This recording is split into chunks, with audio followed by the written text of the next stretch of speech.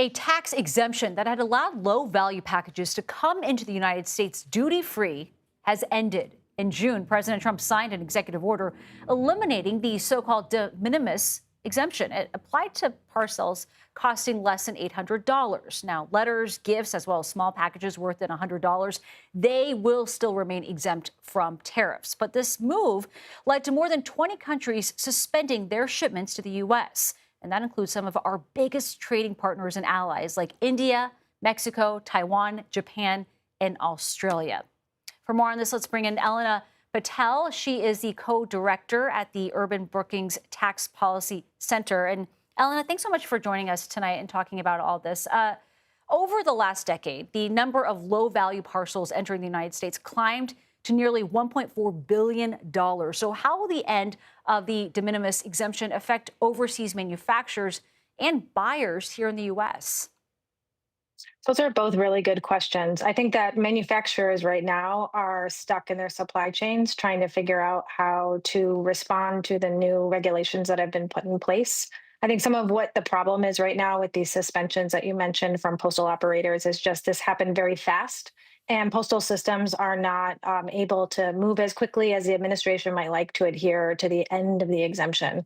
As you noted, the package volumes have gone up by 1 billion over the last decade. And so there is something to talk about here when we talk about de minimis packaging and how retailers and shippers are taking advantage or not of that so-called loophole to bring packages in. But certainly American consumers are going to feel that as packages get stuck at the border, or perhaps shippers overseas just stop shipping to the U.S., which is what's happening right now. And Elena, there's been so much push and pull we've seen over these past few months. What more can you tell us about this new ruling, this latest one on Trump's tariffs? Yeah, so a lot of Trump's tariffs are imposed under emergency executive authority to respond to national emergencies, the IEPA. And actually, it relates to the de minimis tariffs that you just talked about.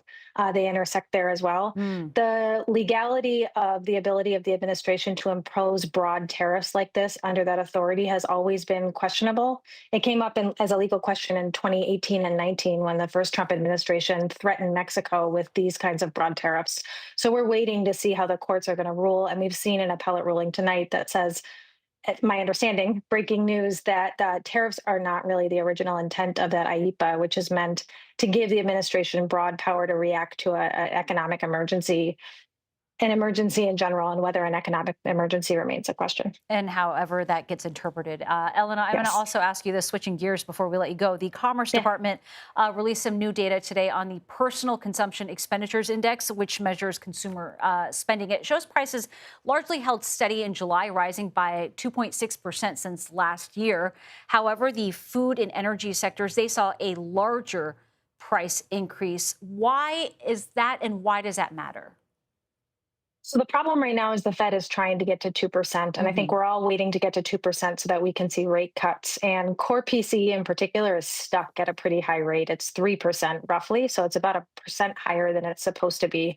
And so that raises some questions about the upcoming rate cut and whether and how that's going to happen. And I think we just don't have enough data yet to be able to make a good prediction, but we're waiting for, jobs data. We're reviewing GDP data, and all of that will come into play. But core PC is stuck high right now. It's a percentage point higher than I think the Fed would like it to be.